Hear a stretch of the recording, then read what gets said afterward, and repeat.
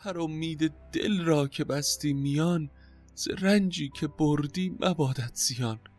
همیشه خرد بادت آموزگار، خنک بوم ایران و خوش روزگار.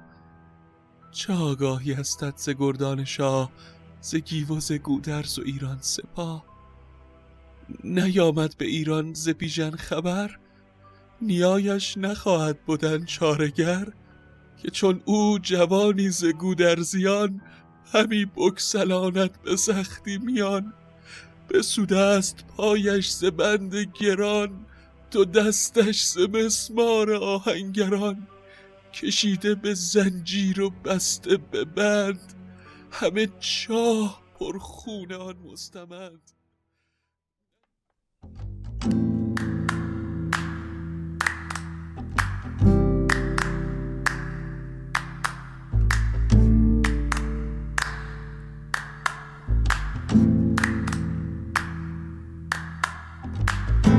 اگه حالت گرفته است، چشات پف کرده و خسته است، پاشو چای دم کن، کیک تو فرن بشین و گوش کن به داستامینوفن.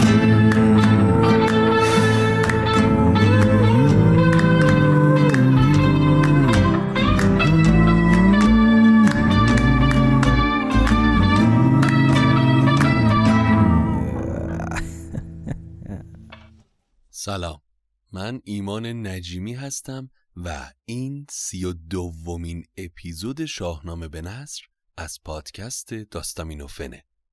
داستامینوفن پادکستیه که من داخل اون برای شما قصه میخونم. اگر مایل هستید به داستامینوفن کمکی بکنید، بزرگترین کمک شما اشتراک گذاری این پادکست با سایر دوستانتونه تا فارسی زبانهای بیشتری بتونن قصه های شاهنامه رو بشنون. همینطور میتونید از طریق لینکی که در توضیحات هر اپیزود هست به داستامینوفن کمک مالی بکنید به هر مقداری که صلاح دونستید. البته کاملا اختیاریه. امیدوارم که از شنیدن اپیزود 32 و آخرین قسمت از سری داستانهای بیژن و منیژه لذت ببرید. نالیدن او دو چشمم پرا. رستم تا صحبتهای منیژه رو شنید بهش بدگمان شد که شاید جاسوس توران باشه و ترسید. برای همین فریاد زد: من نه شاه میشناسم نه گودرز و گیو، برو پی کارت زن. منیژه خیره به رستم نگاه کرد و بعد سیل اشک از چشمهاش جاری شد و گفت: من رو از خودتو این کاروان ایرانی نرون که دلم از غم و درد ریش شده مرد. رسم آیین ایرانی ها اینه که با درویش رنج کشیده ای مثل من اینطور برخورد کنن. من رو ناامید نکن بازرگان ایرانی. زن، تو بازار منو به هم زدی. من تاجرم نه ناجی درویشا. خشم منم از به هم زدن کاسبیمه. من بازرگانم و از پهلوانای ایرانی شناختی ندارم. بعد هم دستور داد تا خوردنی و نوشیدنی برای منیژه بیارن و از حال زارش پرسید. منیژه خودش رو به رستم معرفی کرد و گفت: منیژه منم دختر افراسیاب، برهنه ندیدی رخم آفتاب. کنون دیده پرخون و دل پر ز درد، از این در بدان درد و رخسار سرد. همینان کشکین فراز آورم، چون این راند یزدان قضا بر سرم. از این زارتر چون بود روزگار، سر آرد مگر بر من این کردگار. من شاهزاده‌ام اما از کاخ خودم رونده شدم. مثل درویشا از این خونه به اون خونه میرم تا برای بیژن لقمه نون خشک پیدا کنم و توی چاه زنده نگهش دارم. ای بازرگان ایرانی، به هم قول بده اگر به درگاه شاه ایران برگشتی خبر ببری که بیژن درون چاهی گرفتار شده و نیاز به کمک داره. رستم بالاخره منیژه رو شناخت و دستور داد تا انواع خورشت و غذا بیارن تا به منیژه بده. بعد هم از میون غذاها مرغ بریانی رو برداشت، انگشترش رو در آورد و میون مرغ گذاشت و به منیژه گفت اینها رو به اون بیچاره‌ای که در چاهه بده. منیژه خوردنی ها رو گرفت و به سمت چاه دوید و بسته مرغ و غذاها رو با اون انگشتر داخلش همونطور که بود به بیژن سپرد. بیژن از دیدن اون همه خوراکی خیره موند و از منیژه پرسید: از کجا یافتی خورش ها که از این گونه بشتافتی؟ بسا رنج و سختی که آمد به روی، ز بهر منی در جهان پوی پوی.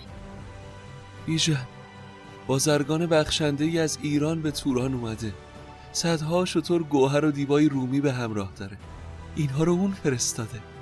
بیژن در انتهای چاه ارژنگ دست به نان برد تا بعد از مدتها بتونه غذایی بخوره، اما یک باره چشمش به انگشتر افتاد و دید یکی مهر پیروز رستم بروی، نبشته به آهن به کردار موی. از شادی آنچنان خنده‌ای سر داد که صداش به گوش منیژه رسید و ترسید که شاید بیژن بیچاره دیوانه شده. شگفت زده پرسید: خندت برای چیه؟ چطور میتونی بخندی بیژن؟ اونم با این فلاکتی که گریبان ما رو گرفته. چگونه گشادی به خنده دو لب، که شب روز بینی همی روز شب. چه راز است پیشا رو با من بگوی، مگر بخت نیکت نموده است روی. منیژه بهت میگم، اگر با من به سوگند پیمان کنی، همانا وفای مرا نشکنی. بگویم سراسر تو را داستان، چو باشی به سوگند هم داستان. بیژن عهد و پیمان خواست و منیژه آزرده از بدگمانی بیژن با یزدان گفت: دریغان شده روزگاران من، دل خسته و چشم باران من. بدادم به بیژن تن و خان و مان، کنون گشت بر من چنین بدگمان. همان گنج دینار و تاج گوهر، به تاراج دادم همه سر به سر. پدر گشته بیزار و خیشان ز من، برهنه دوان بر سر انجمن. ز امید بیژن شدم ناامید، جهانم سیاه و دو دیده سپید. بپوشد همی راز بر من چنین، تو داناتری ای جهان آفرین. یار مهربان من، هم سفر روزای سخت، من میدونم به خاطر این عشق چه رنج ها کشیدی و چه بهایی دادی. اما روزای غم و شبای تنگت به سر اومده منیژه. اون بازرگانی که دیدی برای نجات من به توران اومده. یزدان به من زندگی دوباره بخشیده. منیژه هرچه سریعتر به نزدیک او شو، بگویش نهان که ای پهلوان کیان جهان. به دل مهربان و به تن چاره جوی، اگر تو خداوند رخشی بگوی. منیژه هر اون چه در توان داشت رو گذاشت تا با پای برهنه و خسته خودش رو به اون بازرگان برسونه. دوباره پیشش رفت و با اشک و ذوق پیام بیژن رو رسوند. رستم تا به منیژه نگاه کرد فهمید که حرفهای منیژه حقیقت بوده. بگویش که آری خداوند رخش، تو را داد یزدان فریاد بخش. من راه زابل به توران رو به خاطر شما اومدم. خوب چهر، اشکای بلورینتو پاک کن و سعی کن هیزم فراهم کنی. وقتی هوا تاریک شد آتش بلندی سر چاه روشن کن تا در شب راهنمای من به چاه ارژنگ باشه. منیژه دوان به سر چاه برگشت و به بیژن گفت که دادم سراسر پیام، بدان مرد فرخ پی نیکنام. چون این داد پاسخ که آنم درست، که بیژن به نام و نشانم بجست. کنون چون درست آمد از تو نشان، ببینی سر تیغ مردم کشان.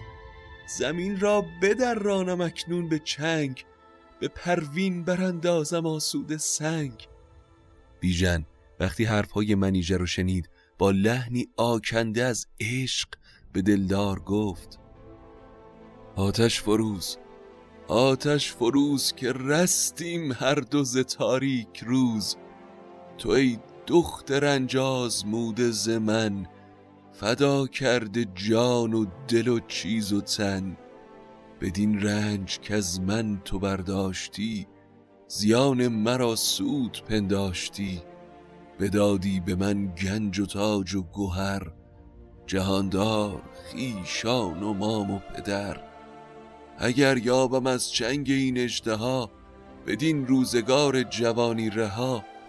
به کردار نیکان یزدان پرست، بپویم به پای و بیازم به دست. به سان پرستار پیش کیان، به پاداش نیکیت بندم میان. منیژه تمام روز رو صرف جمع کردن هیزم و چوب کرد و شب که فرا رسید آتش بلندی بر فراز چاه روشن کرد. از سمت دیگه تهمتن وقتی آتش رو از دور دید به همراه 7 دلاورش به سمت آتش حرکت کرد. وقتی به سنگ اکوان دیو رسیدن، رستم رو به پهلوان ها کرد و چنین گفت با نام بر 7 گرد که روی زمین را بباید سترد. بباید شما را کنون ساختن، سر چاه از سنگ پرداختن.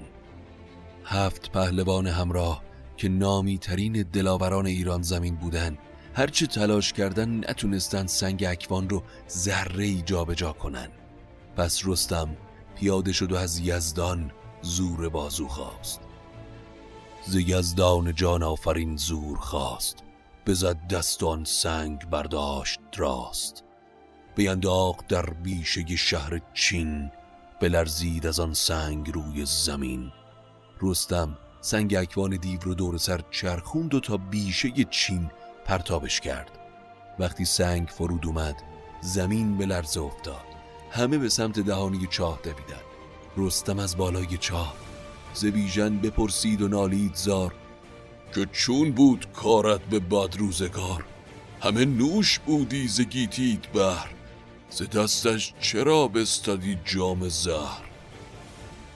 بیژن هم در ته چاه در جواب رستم گفت مرا چون خروش تو آمد به گوش، همه زهر گیتی مرا گشت نوش.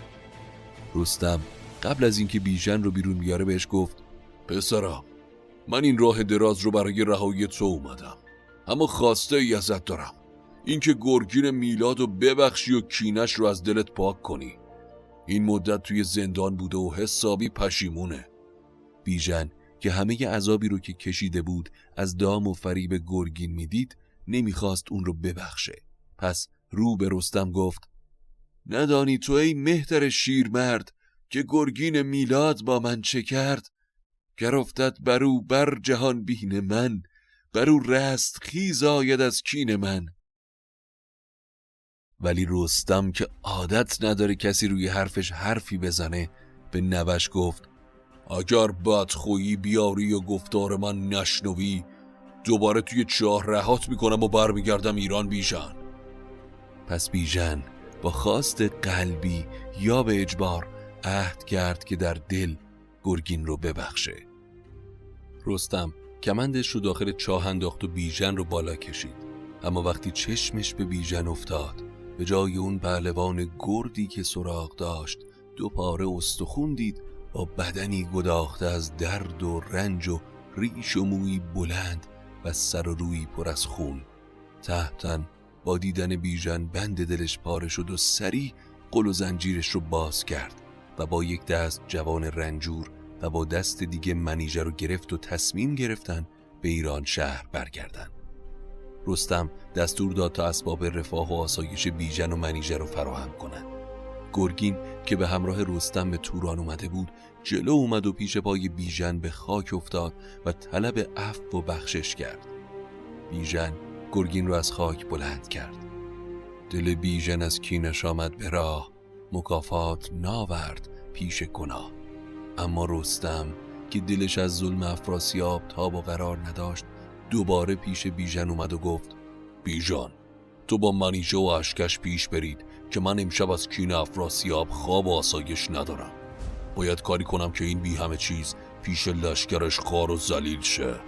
تو اما رنج بسیاری کشیدی، من نمیتونم برگردم، اجازه نمیدم توی این رزم هم شرکت کنی. پهلوان اشکشی که نام بردیم یکی از یلان بلوچه که جزو 7 دلاوریه که برای نجات بیژن به توران اومدن. 7 یل همراه رستم هم گرگین، زنگی شاوران، گستهم، گرازه، فرهاد و روحام و اشکش بودن. اما بیژن در جواب رستم برای انتقام از افراسیاب گفت منم بیژن پیشرو که از من همی کینه سازند نو. رستم از من نخواه که برگردم، من پیشروی این رزم میشم و تا کین رنج و دردی رو که در این چاه کشیدم از افراسیاب نگیرم به ایران بر نمیگردم. رستم منیژه رو با بار و بنه به اشکش سپرد تا اون رو هرچه سریعتر در مرز ایران به مرزبانهای ایرانی تحویل بده و خودش شب هنگام وقتی خواب سر تا سر توران زمین رو فرا گرفت به همراه 7 دلاورش به کاخ و ایوان افراسیاب حمله برد. سیاهی شب سر تا سر کاخ افراسیاب رو فرا گرفته بود، اما برق شمشیر رستم در سیاه شب خبر از اتفاقی بزرگ برای سرنوشت توران و ایران میداد. این بود اپیزود 32 شاهنامه به نثر. امیدوارم که از شنیدنش لذت برده باشید. برای دنبال کردن آخرین اخبار پادکست حتما ما رو با آدرس داستامینوفن به فارسی و انگلیسی در اینستاگرام و توییتر دنبال بکنید. یادتون نره که بزرگترین کمک شما به ما اشتراک گذاری این پادکست با سایر دوستانتونه. حتما نظراتتون رو با ما به اشتراک بگذارید، چرا که انرژی بسیار مضاعفی به ما میده وقتی که نظراتتون رو میخونیم. اگر تمایل داشتید که به ما کمکی هم بکنید که لینک سایتی که میتونید از طریق اون به ما کمک مالی بکنید داخل توضیحات هر اپیزود هست. تا اپیزود بعدی، خدا نگهدارتون.